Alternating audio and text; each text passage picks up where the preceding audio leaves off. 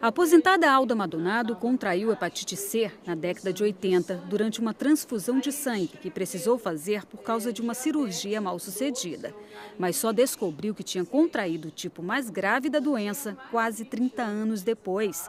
Em consequência da hepatite C, ela também desenvolveu cirrose.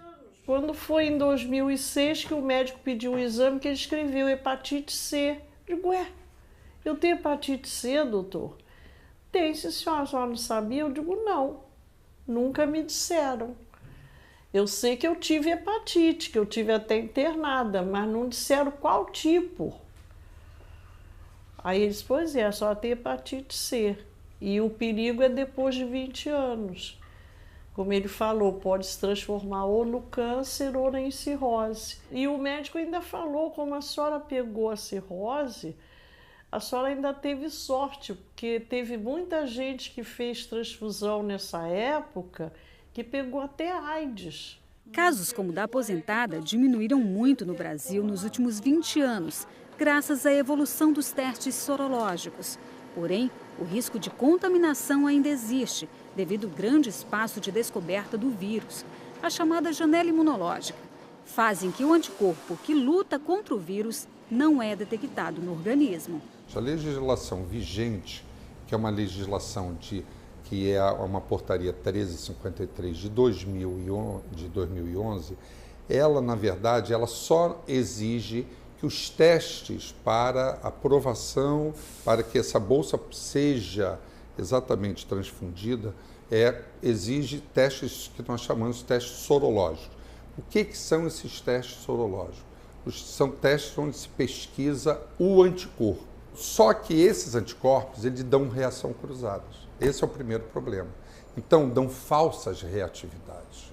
Então, essas falsas reatividades, isto é um problema no que nós chamamos de sorologia. Para tornar as transfusões mais seguras, o Ministério da Saúde quer tornar obrigatória a aplicação do teste de ácido nucleico, o NAT. O teste encurta o período da descoberta do vírus. No caso do HIV, por exemplo, a janela cairia de 20 para 10 ou até 6 dias, dependendo do organismo da pessoa. A hepatite C, detectada pelo teste de sorologia em 70 dias, cairia para em torno de 20 dias. E a hepatite B, de 55 para 25 dias.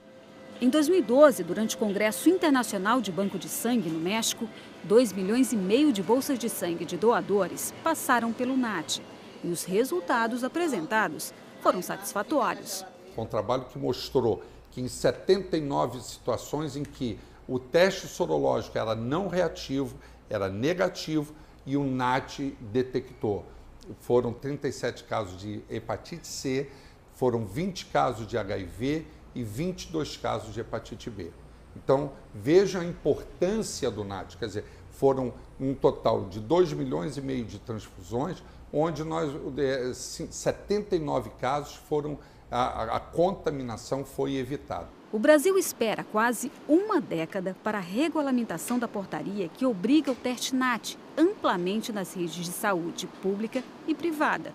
A boa notícia é que, na prática, o teste já está sendo realizado nos hemocentros do país. Mas, por ainda não ser obrigatório, alguns planos de saúde se negam a pagar pelo teste.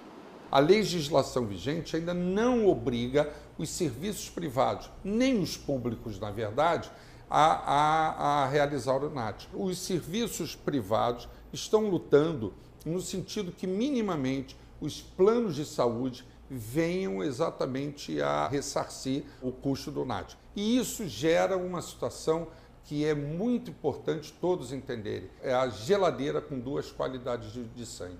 Quer dizer, um sangue onde a janela, a probabilidade de infecção é muito menor do que a outra. Quer dizer, nós temos duas qualidades de sangue. Então, nós temos que ter uma conduta única.